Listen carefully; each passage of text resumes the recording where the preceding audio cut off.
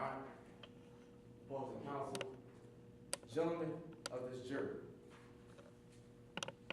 every choice the defendant made was all a part of her plan. Today you're going to learn about an amusement park called Rock the World. Now, the evidence will show throughout the summer of 2012, two criminals were involved in a scheme to steal money by selling fake admission wristbands to customers. Then on August 30th, those same two criminals robbed the park. Two criminals. One who managed to escape, but the other is the defendant, this woman who sits here before you today on trial. Now, as you're listening to today's evidence, it may be just somewhat different than what you expect. Because today's case is not about the criminal that was seen passing out the fake wristbands being used to steal money. And it's not about the criminal that was seen robbing the park on August 30th. Instead, it's about the accomplice. It's about the help the defendant provided in the choices she made. Choices that led to her partner escaping after this robbery while leaving another man dead. As the prosecution, we have the burden of proof. We have to prove to you beyond a reasonable doubt that the defendant is guilty of acting in complicity with her partner Cameron Poole by helping him commit 3 crimes: theft by deception and 2 separate but related charges of first-degree robbery and murder.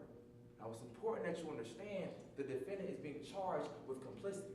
Now, what the law says about complicity is when you help someone commit a crime, you're also held responsible and must be found guilty for the outcome of that crime. The outcome of that robbery on August 30th was Officer Winston Thomas being killed. Now, right after opposing counsel finishes giving you their opening statement, you're going to hear from J.C. Longstreet, who's the CEO of Rock the World. And what you're going to learn is that absolutely no financial discrepancies were going on at the park until after the defendant persuaded him to hire her partner, Cameron Poole, to work inside that ticket booth.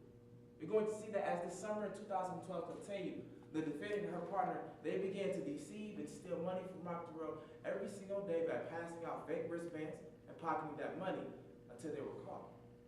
An eyewitness named Tyler Hartman, she's going to tell you that she overheard the defendant telling her partner, "We've been caught." J.C. Longstreet was asking about the wristbands, and out of fear, the defendant's partner grabs her and says, "I am not going down for this. I am not going down for this." So what the defendant does is looks her partner in the eye and says, "Don't worry. Don't worry. Because I have a plan." The evidence will show that plan is what takes us to that second and third charge of first-degree robbery and murder. Now, what will be undisputed in today's case is that on August 30th, 2012, the defendant's partner, Cameron Poole, robbed the ticket booth operator. But instead of running out the closest exit by that ticket booth, he ran and escaped through the only other exit in that entire park at a ride known as the Tunnel of Terror. But what I urge you to pay close attention to is what choices the defendant made in order to make sure her partner will be able to escape.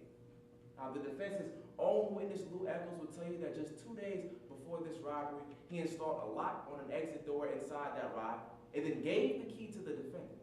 The eyewitness, Tyler Hartman, will tell you that same day, she overheard the defendant telling her partner that exit door inside the Tunnel of Terror is now locked. We need to make sure we remember that and keep that in mind, and just 2 days later, you'll see why. On August 30th, 2012, a ride operator named Billy Isaacs, who was at the Tunnel of Terror, will tell you that the defendant approached her over and over again, asking to take over her ride at the Tunnel of Terror, something she had never done before. And right after she took over that ride, you're going to learn that the defendant's partner robbed the ticket booth operator and then begins running into the park while being chased by Officer Thomas. And when the defendant looks up and sees her partner running closer and closer towards her ride, you're going to learn that she started her ride. And as she watched her partner and Officer Thomas run inside the tunnel of that ride, you're going to hear that the defendant, she turned off the lights, her partner escaped through that unlocked door, and then boom! Officer Thomas gets run over by that ride, and it kills him.